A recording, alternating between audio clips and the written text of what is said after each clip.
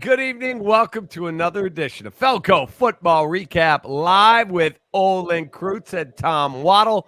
I'm David Kaplan. Gentlemen, great to be with you. Merry Christmas to your families. Happy holidays. Let's get right into our Four Seasons Heating, Air Conditioning, Plumbing, and Electric game breakdown. A tough loss. There's MJ with the crying emoji. Bears lose 20-17. I'll start with Olin this week. OG, watching that game, and they're up 17-7. I turn to my son. I go, we can't blow this one again. We can't. Right. In the fourth quarter. What was your thought at that point? Same as yours, because we've seen it too many times, right? And you're like, gosh, it seems safe, and the way the defense is playing, and there's no way. But, even last year against the Lions, same thing, right? The 31-30 loss at home. The Denver game this year, the Lions game this year. There's always a chance that this Bears team can, for lack of a better word, Tom, blow it. And I'll be honest with you, man, I was bummed after that loss. I really was. I mean, there's a team, you think you're moving in the right direction. You want them to play well. You want them to finish. We talked about on this show last week. We want the ball in Justin Fields' hand at the end of the game to win the game against the number one defense on the road. They get there, cap, and they throw a toss crack for whatever reason. And now they're in 2nd and 15. And I'm thinking to myself, this offense, Tom, they don't overcome negative plays. It's very discouraging for sure. My thought was there's no chance they're going to lose this game because I didn't feel there was any chance that Cleveland Browns offensive line with four backups had any chance of protecting Joe Flacco after consistent pressure had forced him into mistakes the entire first 45 minutes of this game. So I was talking to people and I was like, look, don't ever count out the opponent with our team. But this is different because they had so many backups in and we were having so much success pressuring Flacco into some questionable throws that I didn't think there was any chance that they could pull the nose up for the final 15 minutes. But this is a team that has shown you over the course of the season they know how to lose. We always talk about learning how to win. The same can be true. You can learn how to lose football games and then it becomes a bit of an epidemic. So as you guys watched it, and I have some pictures I want to bring up, I'm watching some of the decision-making, and we'll be all over the board. I'll bring up some of the plays. But when I watch David Njoku and I look, I go, why is number 93 Justin Jones trying to cover David Njoku? And there he goes, 34 yards down the field. Thanks for coming. See you later. How does that stuff happen? Because even his own players were critical of the decision in the clubhouse or the locker room. You mentioned that because those zone blitzes have been around forever. I mean, Olin, you know this better than I. And there was a play earlier in the game when I saw a Cleveland defensive tackle running to the sideline because he had dropped into a zone blitz that Jim Schwartz had called.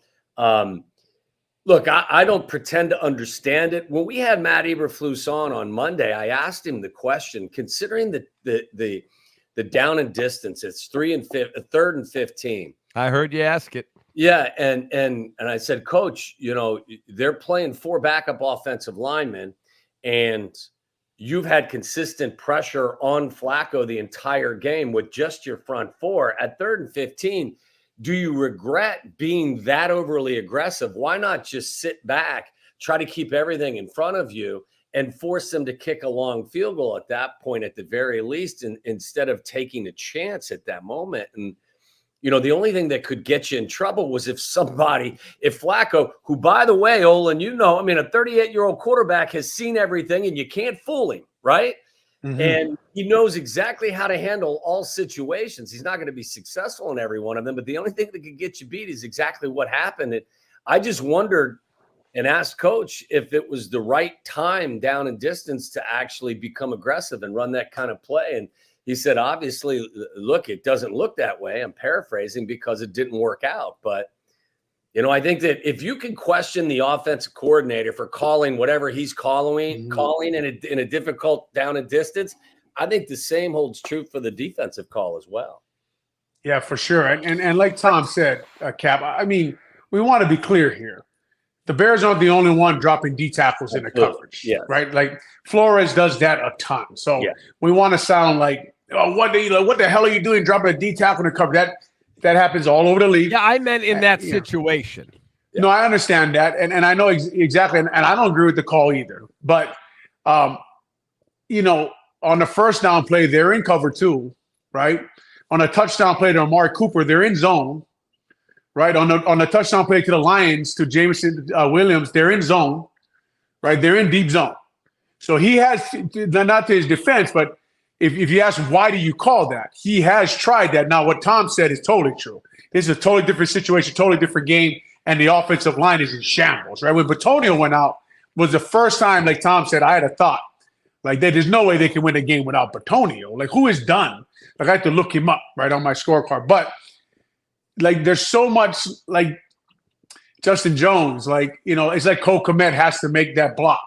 You can say, Justin Jones, like, are you doing exactly what you're supposed to be doing? And I wouldn't say that because I don't like the call. But the reason I say that is you bail in the locker room, right? Don't jump ship yet. Not just yet, right? Like, you bail in the locker room. Okay, now, what is your depth supposed to be on that drop? And where exactly are you supposed to be? Because only way you can call out your coach is if you did the exact way it was taught. Did you do exactly what was taught? Because he only looked like he was a yard or two off the line of scrimmage, right? And what air zone is he supposed to be in? That doesn't mean I don't like the call. What it means is there's a lot, when something like that happens, there's a failure in a lot of different places, right? Tyreek Stevenson, if he makes a tackle at the sticks, it's still a long field goal. You see what I'm saying? Like all I'm saying is, do I like the call? No. Just that I don't like the toss crack. I don't think Cole Kmet should be blocking Myles Garrett one-on-one. I don't. What I don't like is in the locker room saying that stuff. That's what I don't like, right? Like, don't jump ship yet. Not yet, right? There's a time for that. Not right now. Very interesting point. Let's quickly go through Justin's numbers. It's our Justin Fields Winging It, brought to you by Westtown Bakery and OK Dispensary over at the corner of Lake Cook and Milwaukee. Justin's numbers, 19 of 40, buck 66, a tutty, 2 picks, both of them on Hail Marys, and he ran for 30 yards. Now, I know what the Justin Fields sycophants are going to be saying. All the Justin Fields people are like, well, he should be 21 of 38 because this one was dropped and that one was dropped. I get it. He also, his numbers are whatever his numbers are. Give him those couple plays. Joe Flacco threw for 212 in the fourth quarter. In the fourth quarter. And brought you back. Well, you know what, Cap? I think that's what I would highlight. And again, it comes down to this team across the board. What do you do in crunch time? What do you do in the final 15 minutes? Listen, this team is a 3-quarter champion. They are. I mean, like, if football games were 45 minutes, we would be going to the championship game. But it's not. And in the fourth quarter, you know, our offense counted for 48 total yards and 0 points. They had 4 drives, counting the final drive that they threw the Hail Mary on. And in those 4 drives, they went 3 and out twice. They got 1 first down in the second drive, courtesy of a Justin Fields scramble. And in total, they had 48 yards. And you mentioned the number. Joe Flacco threw for 212 in the fourth quarter alone, and they scored 13 unanswered points. Like, look, we can play with numbers all day long, and I'll give you a number to play with, courtesy of Dan Wiederer. I saw him, tweeted a couple of days ago. Joe Flacco threw for 212 yards in the fourth quarter against our defense that is showing tremendous progress. And people are saying this is a really good defense. I would ask us, does a really, really good defense give up 212 passing yards in the fourth quarter? But we can debate that later. Justin's had 9 games as an entire career where he's thrown for 212 or more yards. That just kind of puts it into perspective what the Browns were able to do. And Joe Flacco's standing behind 4 backup offensive linemen to do it. So, I mean, it just leaves you a little. I'll tell you this. I saw the film today. I watched it all 22 today. I spent about an hour and a half looking at it, going back and forth and back and forth. And I got to tell you both, the one thing that stood out to me more than anything was that for the life of me, I can't understand why there's no chemistry and no continuity between Justin and Darnell Mooney. There's zero. There's none. These guys like each other. They're good friends. They work together in the offseason. I could point to a number that he misses a block. He's got to catch the Hail Mary. But I could point to 3 or 4 other plays where I say to myself, what the F is going on where these guys, they're just so far off on some of the simple stuff that just you scratch your head. It's whole season has left me scratching my head. It's a great point, Cap. And as far as Justin Fields goes, I mean, like against the Lions, I wasn't surprised what he did. I wasn't surprised what he did against a pressuring defense that played man-to-man, a good defensive coordinator, Jim Schwartz. That's what he did against Todd Bowles. It's what his numbers is against Spagnuolo. It's what his numbers is against Flores. Right? If Justin Fields is anything, he's consistent. Right? What I wanted to see, and I know he was under pressure.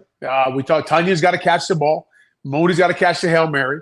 Like all that stuff you can see right there. It's on film, and you're watching it. What you wanted to see, and the one place I have to let him off the hook this game is when they get the ball back with just over 3 minutes left.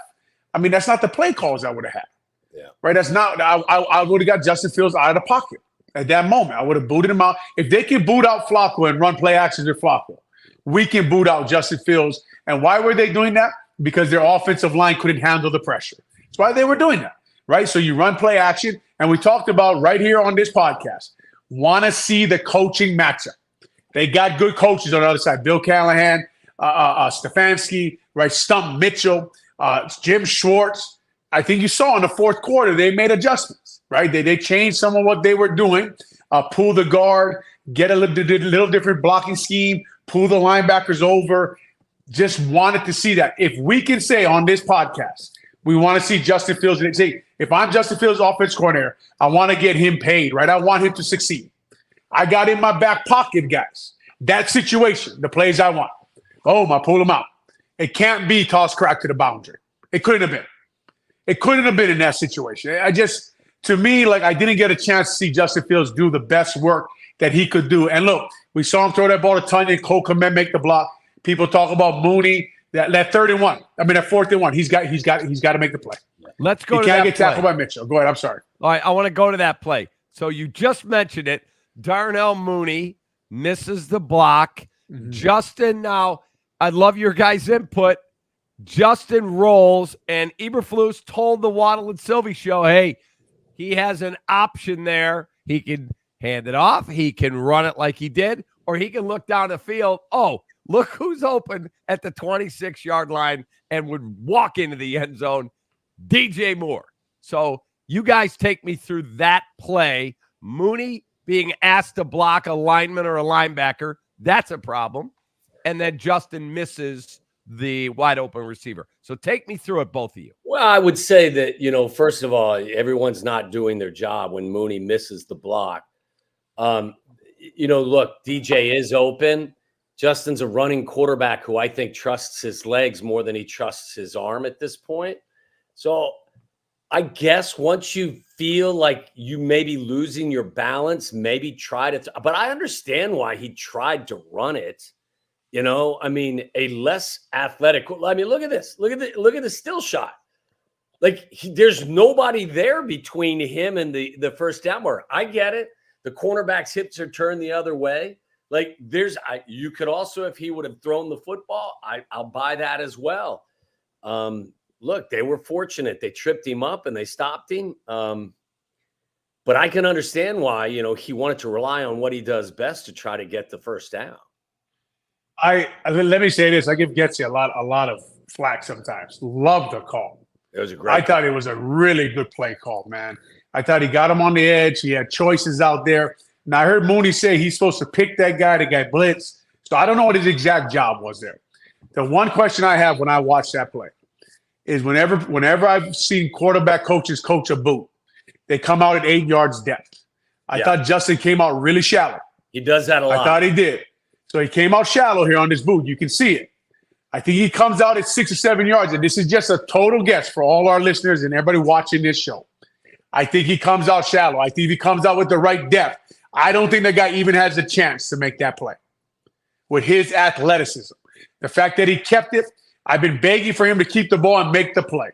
Yeah. I'm glad he kept it, right? I'm glad he kept the ball. I just wish, man, he would have made that play. That's the play that we have been wanting him to make. That's the call we've been wanting Getsy to call. He is one-on-one, whether he came out shallow or not, whether Mooney makes a block or not. He's one-on-one with the rookie. Olin, we saw play. that. I think that was remember valid point there. In the Denver game where he got sacked, the ball came out and the I think Cooper took it in or one of the Broncos took it in for a touchdown. Mm-hmm. I think we had the same conversation, didn't we, about the depth of the drop? The depth of the boot. Yeah, yes. The depth of the boot. Cooper, I think somebody sacked him. Yes, you're right. Cooper, yeah, Cooper got him. I'm with you. Like, I mean, the average person will say, oh, well, just throw it to DJ Moore. Well, I mean, I got a quarterback who runs the ball better than any other quarterback in the National Football League. I'm not going to fault him for his decision. But I think it's a great point by Olin that, look, this is where details come into the equation, and details are so important from every perspective. It's when people keep always talking about mental toughness, Cap. Yeah. They always talk about it. It is not that day. It's not.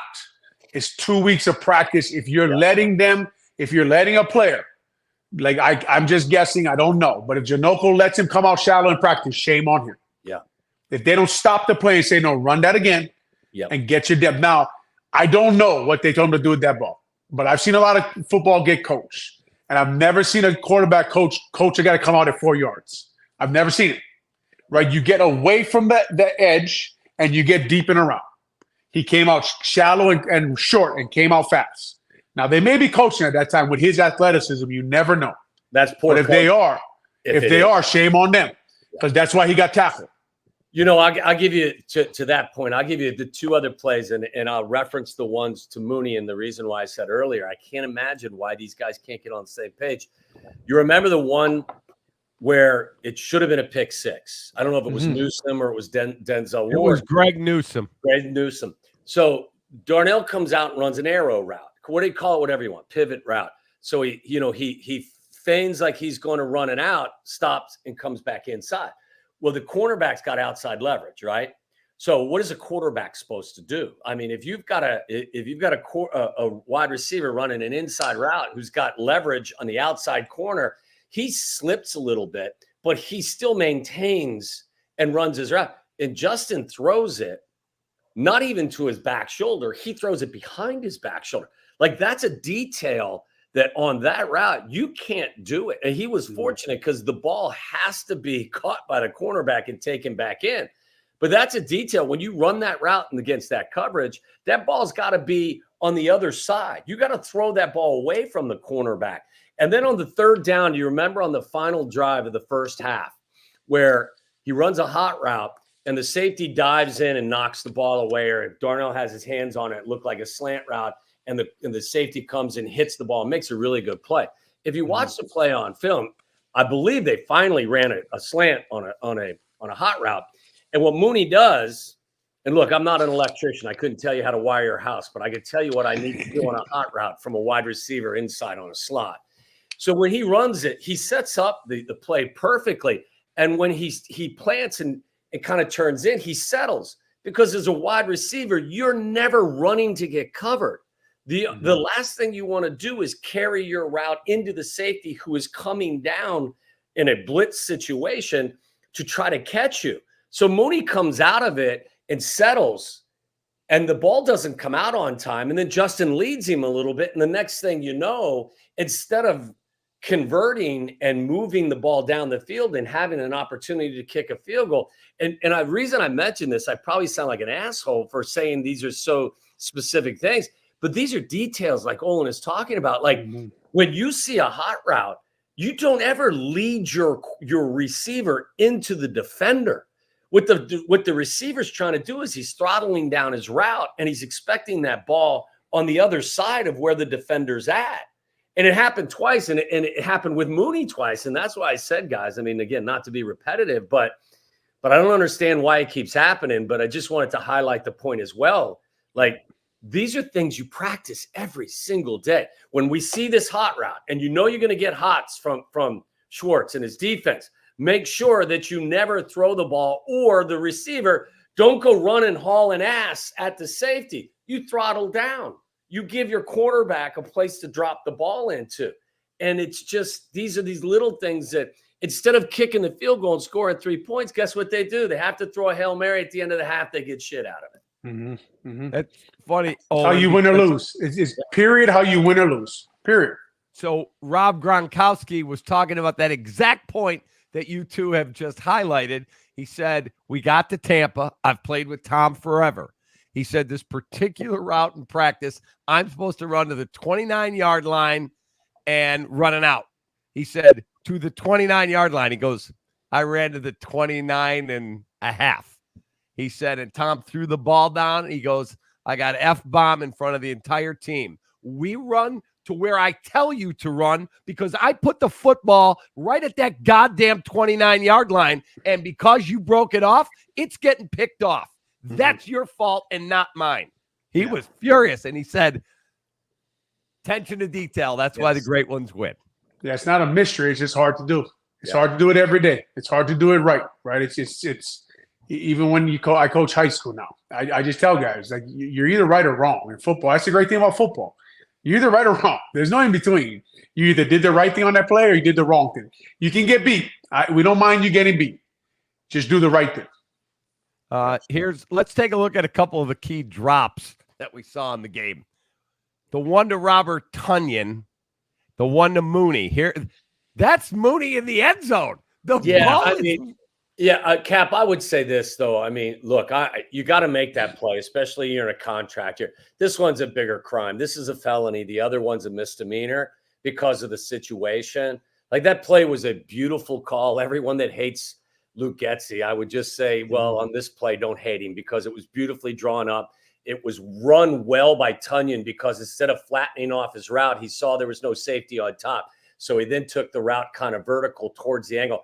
And Justin did a brilliant job creating space and then dropped the dime on him. That ball's got to be caught.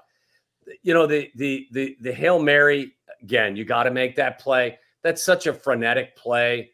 And initially Darnell's on his ass and tries to tip it with his right hand and does tip it into his body, and he's got to make that catch. But that one's a significantly more difficult play to finish off than the one that Tonyan dropped. That Tonyan throw, man, that was amazing. That was one hell of a throw. And like you're saying, Getsy had some great calls in this game. It just, to me, didn't come back to those kind of concepts enough, right? And the thing about Darnell Mooney is, like what Tom's saying, it's a harder catch than most people realize. But last year against the Washington Commanders, he's in the end zone, and he drops that ball too, right? And it's the same thing we talked about with Tyler Scott. I don't know if they're going to get it, right? I don't know at that time when you watch these guys in the end zone. Again, when you're talking about Darnell Mooney and making that play, when you make a decision on a guy, it's not because of that one play. It's because it's happened before, right? And it's just it's like you want Fields to make the play. You want Mooney to make the play. And eventually you just keep coming back to the fact that they don't make the play. And it sucks as much for us to say it as you know, like Darnell Mooney's. I mean, everyone has respect for him, the things he says, the way he plays, the way he carries himself as a professional. Yeah. But we're in the business of either you made the play or you didn't. And he didn't make the play. And immediately I think about Robert Tonyan, and I think about the politics of the NFL. And I think about who vouched for him to be here. Who went up to oppose his office and said, look, bring this guy in. He's a great pass-catching tight end. Just gets it, right? So you design a play for your guy. You get him open, and he drops the ball, right? I wish Tonyan caught as much as you wish it. But you called the play for Tonyan and not Cole Kmet, right? You called the play for Tonyan and not DJ Moore. You designed the play for Robert Tonyan, who you probably vouched for in Ryan Pose's office. And he dropped the ball in what may be the most important game that these guys have played for everyone there to keep their jobs. It's just not good enough. I mean, the best way that I can describe it, and Olin described it beautifully, is from top to bottom. Like, this is why I've said to whoever will listen, and everyone retreats to their corners and wants to defend their person. When I watch this film, it is shared culpability. It's always somebody that's not doing what they're supposed to do, whether it's Justin and he's got the most responsibility because he's the quarterback, it's your left guard, it's your left tackle, it's your tight end, it's your wide receiver, it's your offensive coordinator. At the end of the day, the body of work tells you that collectively they all need to share the responsibility for not being good enough. And ultimately, this ain't high school. I mean, there will be decisions that have to be made, and they're going to be tough ones. And Cap, I will say this. The defense played amazing. I was disappointed, as you guys can tell, after the game with what came out of the locker room, right? It disappointed me. Because I will say this. If I have the remote in my hand on Monday morning, I'm saying, okay, well, who had Amari Cooper here on this play? Yeah. Right? All the guys who were talking were a part of that Amari Cooper play, right? And I say, okay, like, who had Njoku on 1st and 10 when he gained 31 yards? Remember, he had 65 yards receiving on that last drive. Yeah. He didn't just catch that 34-yard ball. He got the 31. Who had him? Right? I mean, if we're throwing guys under the bus, let's do it. Yeah. If this is what we're doing, let's go ahead and do it. Let me ask you guys this. When you hear Justin Jones come out, hey, man, I just run what they tell me, whatever the call. And the way he said it, it was a complete shot at the defensive coordinator who happens to be the head coach. Or you hear different guys say different things like Olin has referenced. Does the coach say something in that situation privately? Does the leader, the Olin of the locker room, does somebody go over to him? We don't do that here? Or is it indicative of a bigger problem that they are not all in on the coach? I think it's indicative of the fact of how big of a loss that was. I think everyone felt that with Cap. I think jobs were on the line. I think they all know it, and I think they all needed that win, right? I just think that's what to me, man. Like you want to explain to NFL guys, like no one's ever saved their job like that. What you put on film is on film, right? Like what everyone thinks is whose fault it was. Like we're all going to say, why was Justin Jones in coverage? I'm going to say it, right? You don't need to say it, right? You don't got to just hey, we didn't execute on that play. That's it, right? Like it's all coming out, right? Like we used to fail on 4th downs. Olin, whose problem was that? Mine. It wasn't mine, but who cares? I don't care what everybody says, right? I don't. Well, you sure that was your guy? Yeah, it was my guy. I don't. I mean, like it never affected my salary. It never affected if I kept my job or not.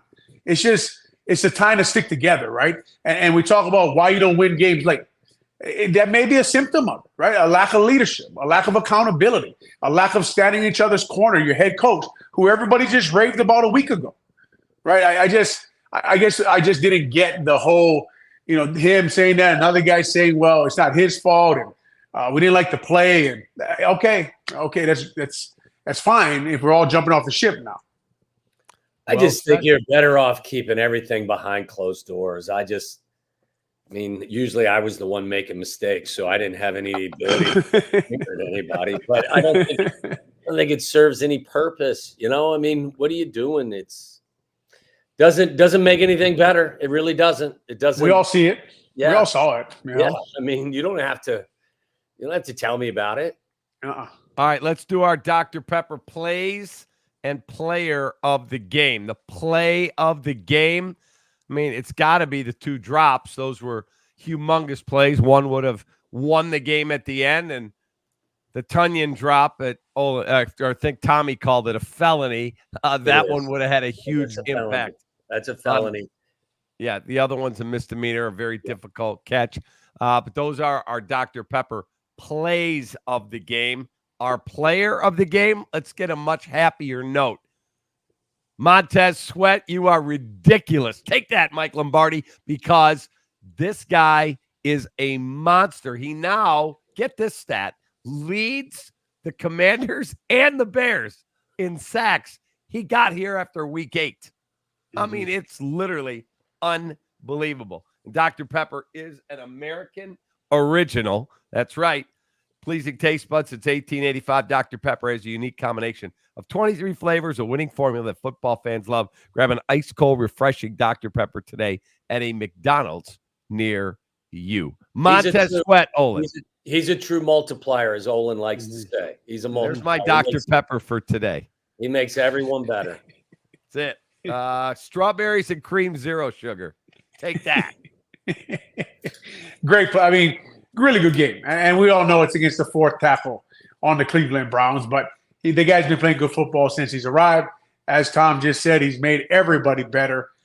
Everybody on that defensive line is playing good. And then, I mean, you love to see the dancing, right? They love to see them all getting along out there.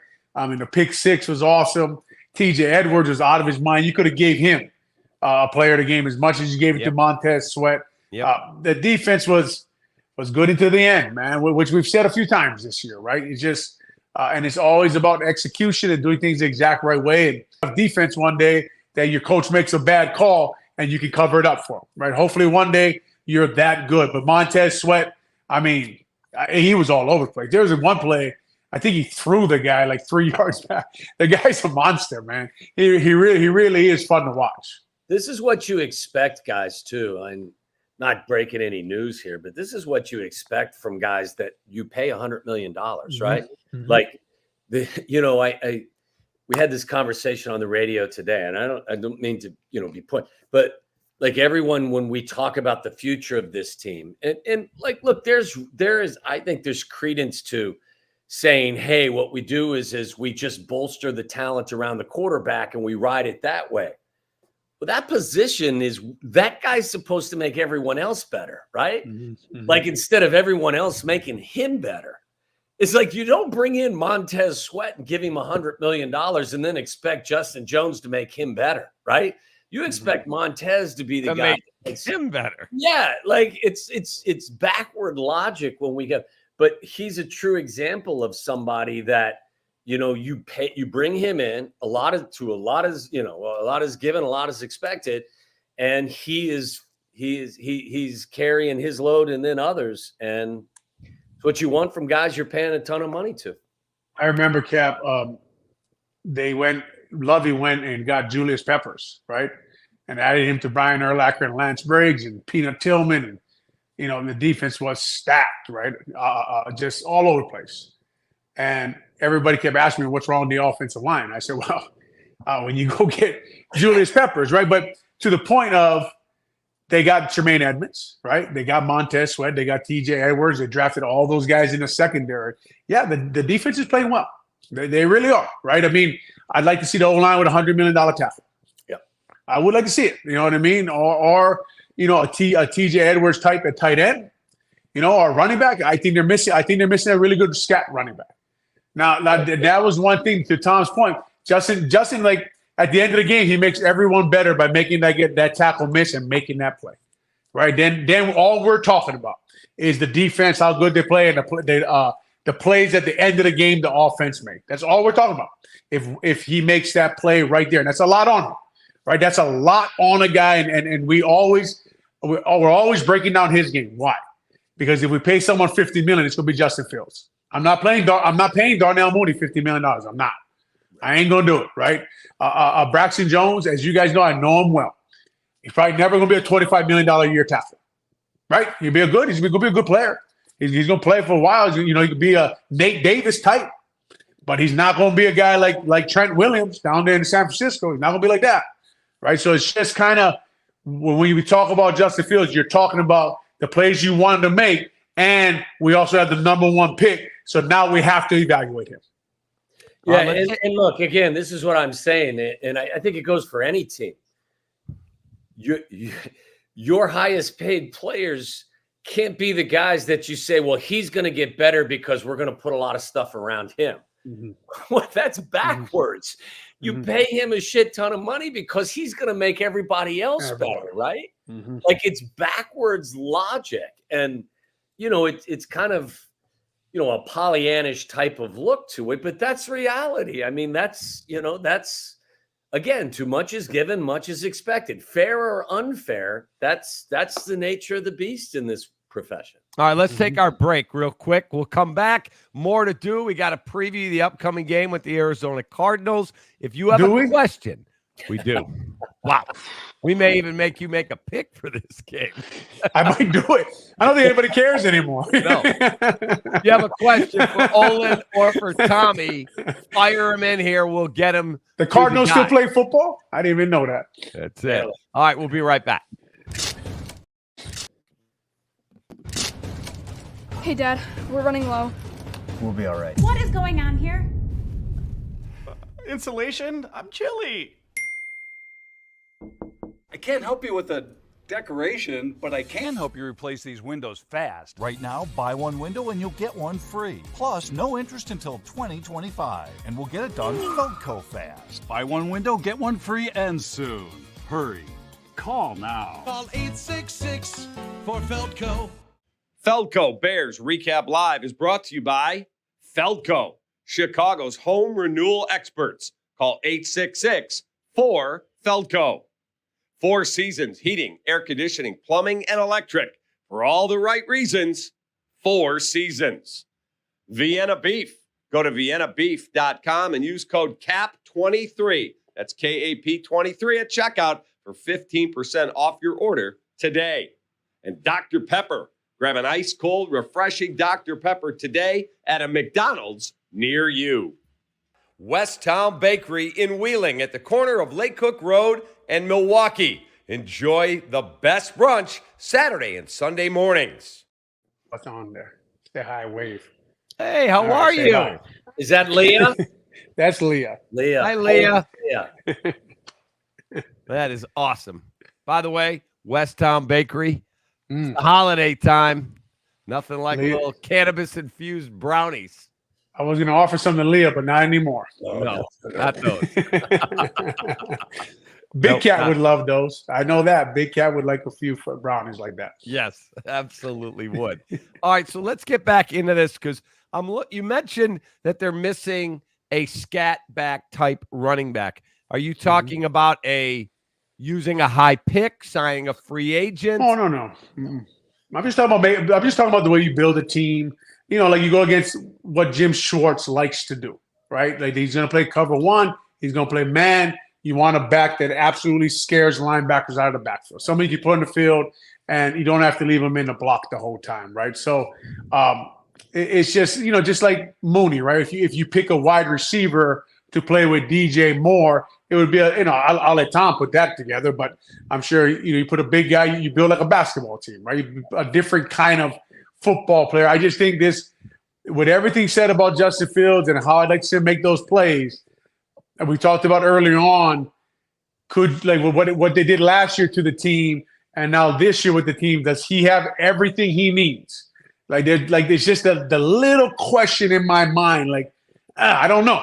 I just don't know yet. I do know because you kind of know what he is, but it's just, last year, the way they cut everybody off the team, and he's playing with, Riley Reef and the receiving core they had. And then now this year, it's just I always think about Cap, man, we could have really used a scat back to run some routes on those linebackers in this pass game. And I know Khalil Herbert's hurt. Yeah, and you could tell. And Roshan does some things well, but he's not going to run away from anybody. He's not a quick twitch guy. The guy I always loved, Olin, is the kid that's in Kansas City now. He's been with San Francisco. He was with Minnesota. Jerick McKinnon was one of those guys that you're never going to give him the ball 25 times, but he's going to have 50 catches a year.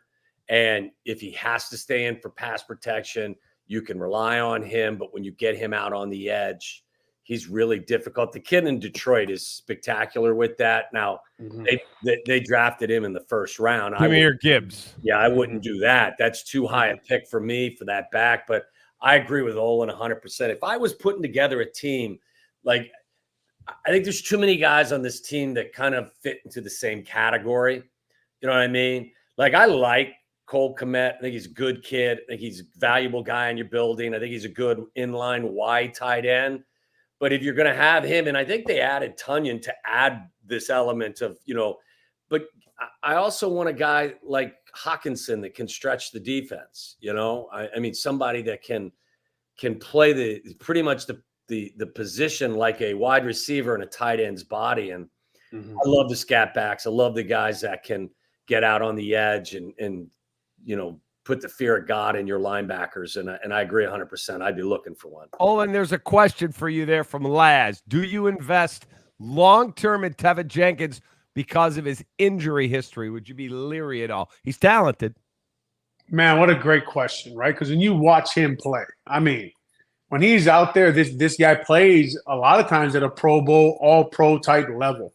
And they missed him when he went out. But when he went out, was anybody shocked? Right? I think he was going on I think this is his 9th start in a row maybe this year. Yep. And that's the most in his career in a row. So I don't think you can invest long-term, or if you do, it has to be a team-friendly contract. That's reflective of the fact that he may play 9 or 10 games a year at a high level, but until you do it, I don't know if you can do it. Now, to be completely honest, my 3rd year, I tore both MCLs, right? And the same questions were there about me, right? I remember guys like Tom Thayer asking that question about me when we had Casey Wigman here, who ended up playing 16 years, I think. So people ask those same questions about me that I asked about Tevin, right? But until you prove them wrong, they're valid questions. They really are. You have to go out there and you have to play what is now 17 games. And the NFL, the number one thing is if you want a big contract, it's got to be at a consistent level for a long time. Do you feel the same way, Tommy? Yeah, totally. I mean, look, I 100% honest with you. I don't know jack shit about offensive line play, but I can tell you this: what the one guy I mean, I've been very impressed with Darnell Wright, but when Tevin's in there, I think he's fast, he's athletic, he's mean, he's physical, his technique looks good to me. He doesn't get. I mean, again, I defer to Olin, but some guys get over their toes or they get back. Like his technique looks good to me. He just looks like one of your best players when he's available. Mm-hmm. Mm-hmm. That's well said. That really is. And he is the type of player that when we talk about the Chicago Bears and their offense, they need that level of play, right? And we talk about a lot about on the offensive line. Everybody says, Olin, who do you want? I say, I want an all-pro. Yeah. That's what I want.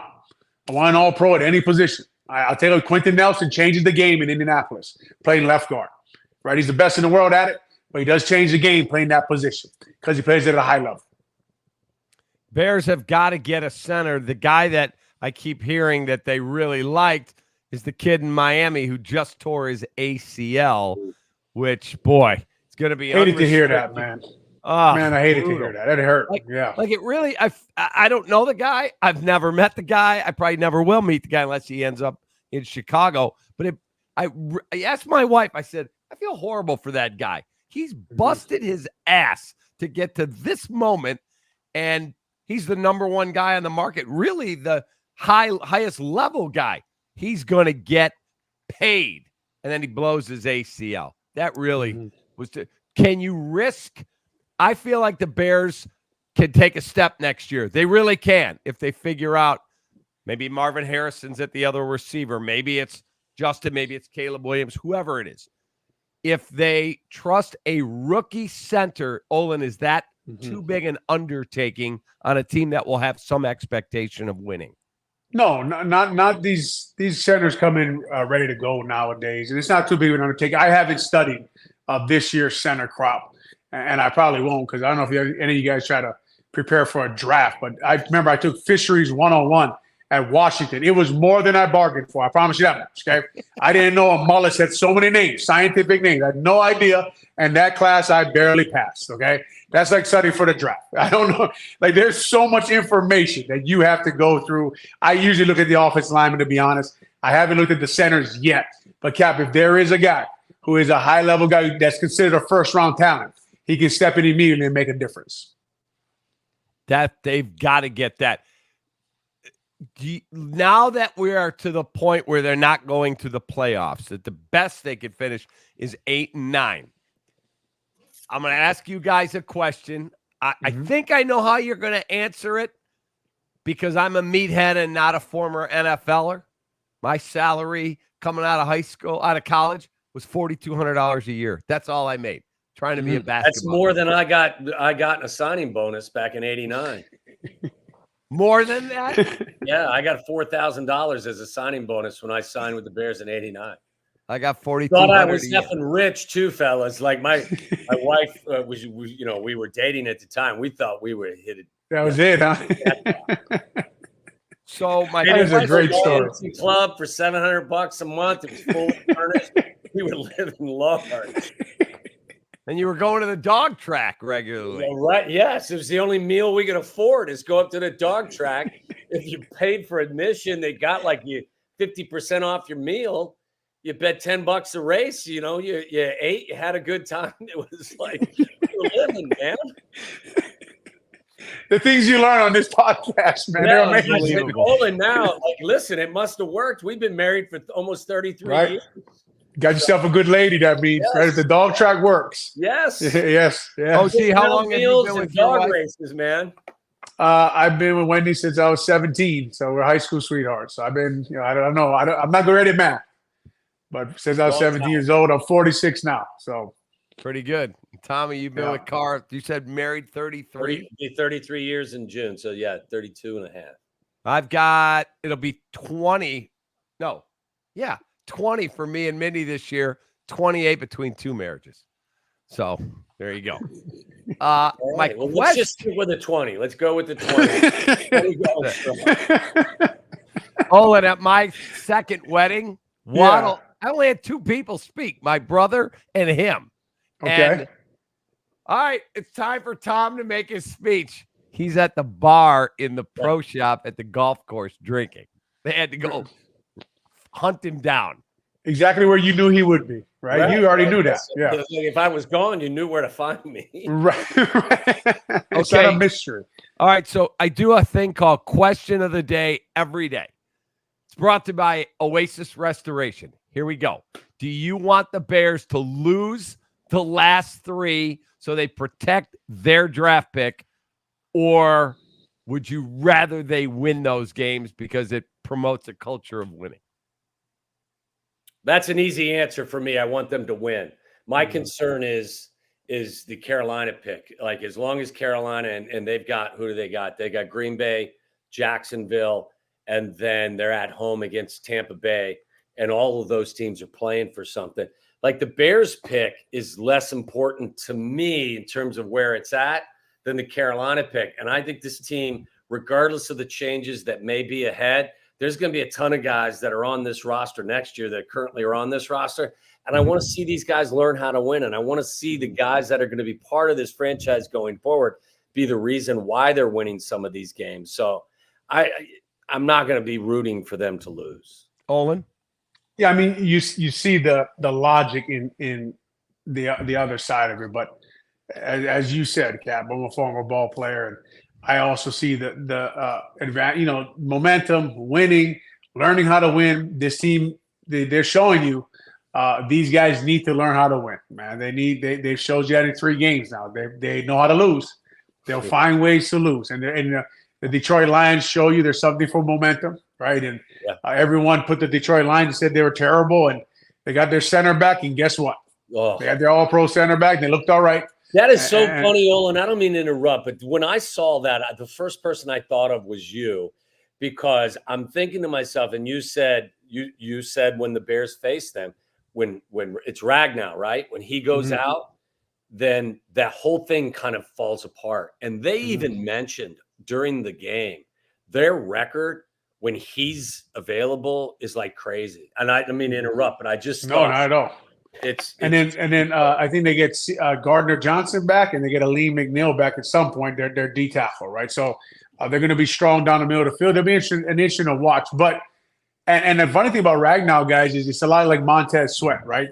Yes, he is important when you insert him between 2 good tackles and two good guards. So you got to have other pieces too. But the Chicago Bears, man, there's a young football team. There's something in winning football games. The only change I would say, the only thing I would make is I try a new play caller. Just see what Justin Fields does with a new play caller. That's the only thing I would do different. But I'd go for wins, and I try to see what this team looks like and try to build my culture, which if you've been in a locker room before, like me, you know it's important. So, yeah, I fantasize about whatever they do at quarterback. I think they're moving on and getting, hopefully it's Caleb Williams or whoever they determine to be the best. But I want Marvin Harrison Jr. on the other side of DJ Moore. But again, I wasn't in the locker room with blood, sweat, and tears like you guys were. So I understand both perspectives here. I also think they're probably going to end up changing coaches. And the question is, there's a report tonight that the Chargers are already down the road on trying to get a deal done to bring Jim Harbaugh to work with Justin Herbert. From what I hear, and I talked to some people, it does not sound like the Bears have any interest in him, which surprises me. Surprise you guys? Well, I mean, the Jim was my quarterback, so like I love Jim. I could give you the old TO. He's my quarterback, man. And I think his resume speaks for itself. He's won everywhere. People will talk about, he's got odd habits and how he handles certain things. That's fine. He's a winner. I thought that the Charger job probably was a better fit for him because not only did they fire the coach, they fired the GM. And Ryan's totally secure up at Hallis Hall. And, Jim would be coming into a scenario where I would think, while I wouldn't give anybody the job as head coach and GM, at the very least, I think the Charger job, there would be an opportunity for him to pick his own guy. Yeah, to have great input on who his personnel guy is. So that may be the spot. Not just that, but like I love their quarterback. I get it. They haven't won anything with him yet. I don't put that on him. And I think Jim could really do well out there. But I'm with you, Cap. I haven't heard, I don't have any inside knowledge. I haven't talked to Jim, but it wouldn't shock me if there was some resistance to him. I have no idea what his relationship with Kevin Warren is, the former commissioner of the Big Ten. I have no clue. But yeah, the Chargers sounded to me like for that reason that I mentioned was probably maybe a better spot. Olin, any thoughts on that? Yeah, I mean, to me, it's pretty simple with the Bears. He's too strong of a personality for that building. It's not rocket science, right? I mean, we heard a couple years back from the team president that we don't have the quarterback, we don't have the wins, but we have everything else here. So that building needs a lot of change. Kevin Warren's got to start to change that thing up there, the culture, and we heard him say that he's Ryan Poe's sunshine and water. Look, nobody is Jim Harbaugh's sunshine and water. I promise you that. If you say that about him, he's probably gonna have a few words with you. Like, don't say that about me anymore. Okay, that's not the way we talk around here when I'm in charge. So I like to explain. Sometimes Hallis Hall is a place where, like, when you go to Disneyland, It's a Small World is playing in the background. I think that goes around up there sometimes at Hallis Hall right now. Look, I don't think Jim Harbaugh is the kind of guy they want walking in that building. And if he is, if they get him up there, he's going to shake some things up. Yeah. And they're going to have to get ready for that kind of personality to walk through the door and start saying the things that people don't want to hear, but maybe they need to hear. Yes. Let me ask you guys this. I keep hearing that Mike Tomlin actually might leave Pittsburgh, that it's getting a little stale. They don't have a good quarterback room, and that they may just go, you need to be re-energized, and maybe we need to be re-energized. If he hit the market, someone I trust said to me, money will not be an object. If Mike Tomlin hit the market, the Bears would do all they could to get him. You want to talk about saying things that are going to ruffle some feathers now. Let's do it. Oh, man, would I bring him here in a second? Yeah, I think that I'm with you 100%. I think for whatever reason, and I think Olin described it perfectly, I think there'd be more of a comfort level up there with Mike Tomlin versus Jim probably. So maybe that would be a better fit for them. But listen, if you do make a coaching change and you're looking to bring in somebody that is a culture changer, like the two guys you mentioned, you just have to be prepared for it. Your eyes got to be open. Like, these guys are taking these jobs and their voices are going to be the loudest voice in the building, for 23 hours of the day. And that's just the nature of the beast. All right, real quick before we get out of here, Vienna Beef, eye on the opponent. It's brought to you by my friends at Vienna. Go to viennabeef.com. Use code CAP23. You're going to have a little party. You're going to have a tailgate. You got the college football playoffs. OG's Washington Huskies are playing. Go to viennabeef.com. Get the Chicago-style hot dog kit. Perfect for your tailgate or game day. And I'll get you 15% off with that code CAP23. 3. Olin, Tommy, give me your quick synopsis of what is rolling in here with Kyler Murray, James Conner, and the 3-11 Arizona Cardinals. A team that's rebuilding and not a very good football team, right? And Kyler Murray was out for a while. James Conner, good running back. Yeah. Offensive line has a few good players in Humphries, Hernandez, and Paris Johnson. The defense, giving up almost 27 points a game. They do have Budda Baker, another University of Washington product, but not very good, right? This is not a very good football team, a team that I expect when I really look into them and really study them, you're going to pick the Chicago Bears to win this game. Yeah, I agree. I think they're frisky. I mean, I think that they'll make you sweat a little bit, not defensively, but offensively. I like their tight end. They can score points, but they give up a ton. I think statistically in a number of different metrics, they're not very good defensively. I don't know how interested they will be when they come here. This is a team where I wouldn't be shocked if Justin and the offense had one of their better games of the season against this crew. That's what I would expect. They better.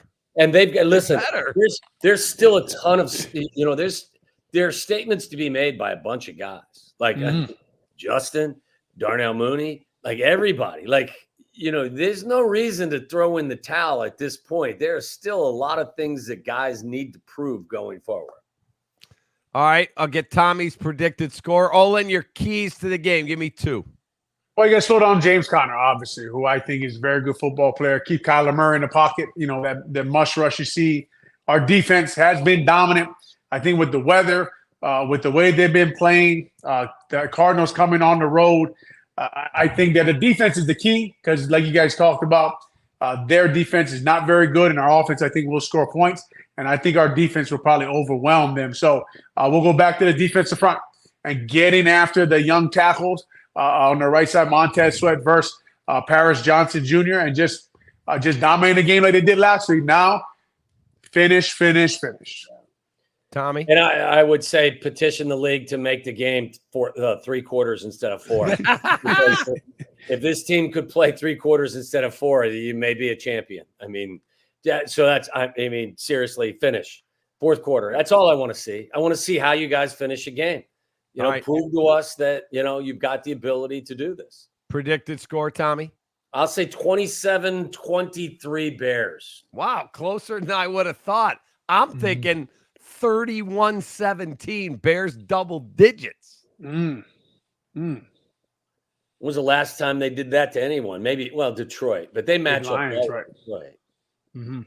It's just always like there's so many young guys that the game's still interesting, right? Yeah. The Javon Dexter, for guys like us who follow this team, right? But Javon Dexter, Zach, Pickens inside, Jalen Johnson, can he get the interception? Can he make his money? Tyreek Steele, it's still with how young this football team is. Yeah, still very interesting to watch them. Watch Justin Fields. Watch Can Darnell Mooney make the play? Can Darnell Wright still play well? Can Braxton Jones have a bounce back game? They're still an interesting team to watch. The last thing I'll say real quick is let's see them make sure they don't let go of the rope. Like you said, there's a lot of guys out there that still have a lot to play for. Let's see you finish strong. Don't send it in. You know what I mean? Don't pack it in. You got 3 games left. Come out here and play with the same energy that you played the last 3 weeks with. All right, last thing. Like you tell young guys, Tom, right? Like people are watching right now. Yes. The decision makers are watching. Who just loves preparing, playing football. Go out there, put yourself on film. Sorry, Cap. Last thing, our question of the day.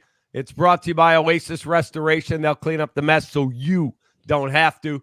Find them at oasisrestorationco.com. It is, do you, the fan, want the Bears to lose out to get as high a draft pick as they can, along with, obviously, Carolina's pick, and then maybe Marvin Harrison is the second guy you get. Ohio State's offering Marvin Harrison $20 million to stay. That is unbelievable. Right? Not Are shocking. they really? Is that serious? It's a rumor. I don't know. Oh, I figure we got to be interesting somehow on this podcast right now. Good call. Post your comments right down below here on YouTube. I'll pick the best one. You win dinner at Lou Malnati's, and I'm giving away a 75-inch Samsung TV on Friday from Apt Electronics. So Have a great holiday, gentlemen. Yeah, And Merry Christmas, happy holidays, fellas. it's a Merry blessing Christmas, to get guys. to work with you two guys each and every week. Merry Christmas to your families. Thank you, buddy. Merry Christmas, guys. Take care.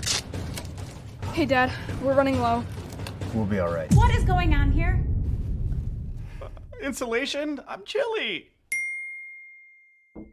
I can't help you with a decoration, but I can help you replace these windows fast. Right now, buy one window and you'll get one free. Plus, no interest until 2025. And we'll get it done Feldco fast. Buy one window, get one free, and soon. Hurry. Call now. Call 866 for Feldco. Feldco Bears Recap Live is brought to you by Feldco, Chicago's home renewal experts. Call 866-4FELDCO. Four Seasons Heating, Air Conditioning, Plumbing, and Electric. For all the right reasons, Four Seasons. Vienna Beef. Go to viennabeef.com and use code CAP23. That's KAP23 at checkout for 15% off your order today. And Dr. Pepper. Grab an ice cold, refreshing Dr. Pepper today at a McDonald's near you. Westtown Bakery in Wheeling at the corner of Lake Cook Road and Milwaukee. Enjoy the best brunch Saturday and Sunday mornings.